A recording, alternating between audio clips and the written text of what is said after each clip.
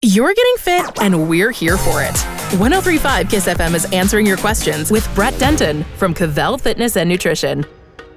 Hey, it's Mateo from 103.5 KISS FM and Brett Denton from Kvell Fitness and Nutrition. And I've roped Brett into answering your fitness questions. We're a couple weeks into this right now. And the most recent one we got was about eating. So she says, I could go an entire day of eating clean foods, only clean foods.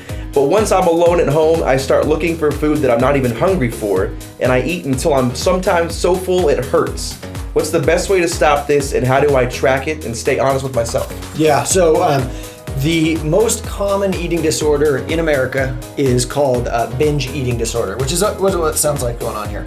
So basically you're eating until you're, like, you have no control.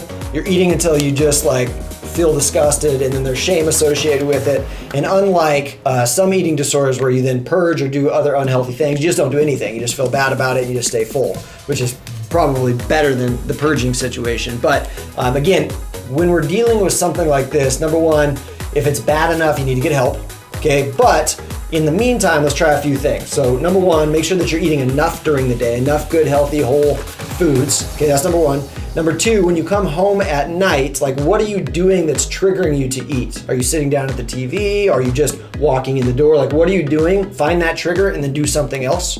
The other thing you want to do is make sure that when you start eating, you put like everything down and stop for a second and think if you want to take another bite or not, right? So just kind of go through that process as we go through this and try and work your way out of it without needing help. But again, if it's bad enough, get in and get some help. BJ Fogg, who was one of the top habit researchers in the United States, probably in the world, he says there's 3 ways to change habits.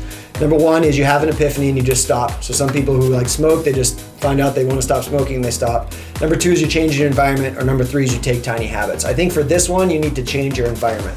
So get all that crappy food out of your house, because you can't even eat it if it's out of your house. And then you have to go somewhere. So you're increasing the friction to go do that thing. And then change all those triggers that are causing you to eat that food. And that's a good start. And again, if it keeps happening, then I think we need to seek professional help. And I know that you guys have a pretty solid nutrition program that helps with accountability at Kvell. How can somebody jump into that? How can they contact you? Yeah, so right now we're actually running a support local challenge. And so really all you got to do is come and you donate some money. We give it to a local business who's struggling through this thing. We start you on a 21-day program. There's nutrition in there, there's workouts in there, there's all that, and then you can learn about an entire program. Again, we have nutrition coaching, we have exercise, we have everything you need to be healthy and fit. Cool, thanks man. If you have a question, let us know online at 1035kissfmboise.com.